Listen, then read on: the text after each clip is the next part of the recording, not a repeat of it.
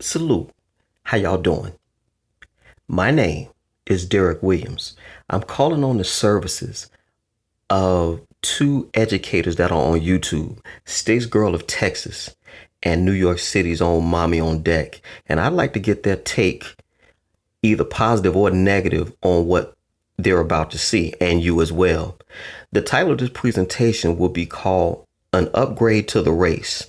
And I'm just one man in the comment section on YouTube. I want to introduce to you recently college educated and St. Louis native Kennedy Mitchum. And apparently she had enough of the race talk, so she decided she wanted to do something about it through persistent emails, of course. Now, myself, growing up in Mississippi, we were always taught that nigger, Nigger, simply meant that you were ignorant. Nothing to be concerned about. Even white people can be niggers.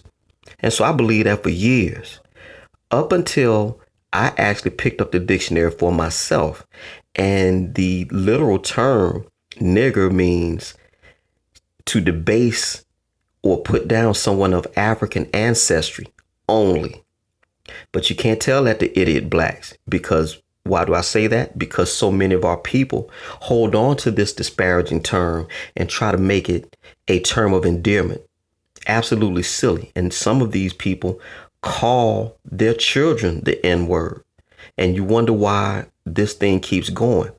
And then we'll have the unmitigated gall to be mad at the white man for using that term. But at any rate, Miss Mitchum did something, depending on your point of view, she did something that was a public good. You judge. All y'all take care. Greenville, Mississippi till I die. A St. Louis woman is helping change the way we define racism, literally. ALEXIS ZOTOS talks with a Nerrings Hall High School alum and recent college grad, and this story you'll see only on News 4.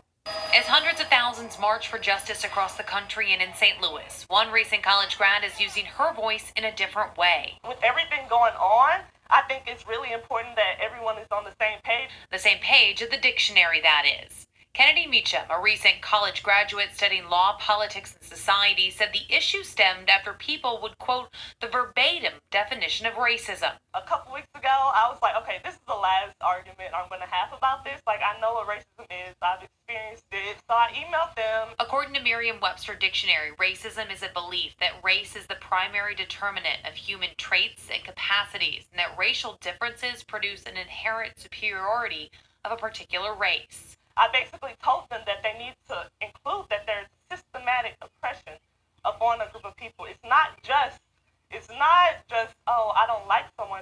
After back and forth emails, the editor of MERRIAM-WEBSTER agreed, saying a revision to the entry of racism is being drafted. The reason the definition of racism in the dictionary isn't adequate is because it suggests that racism is just a passive kind of concept, whereas racism in actuality is a belief, but it also causes horrendous actions toward people who don't look like you.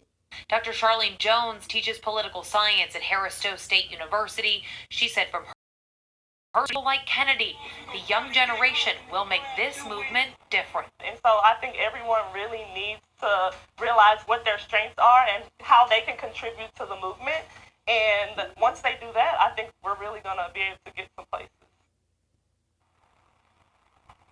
That change starting right here in St. Louis. MERRIAM-WEBSTER's editor said that the revision to that definition would not have been possible without the persistent emails from this young woman. They said they couldn't get a date to when that revision would take place, but they do expect it in the coming months.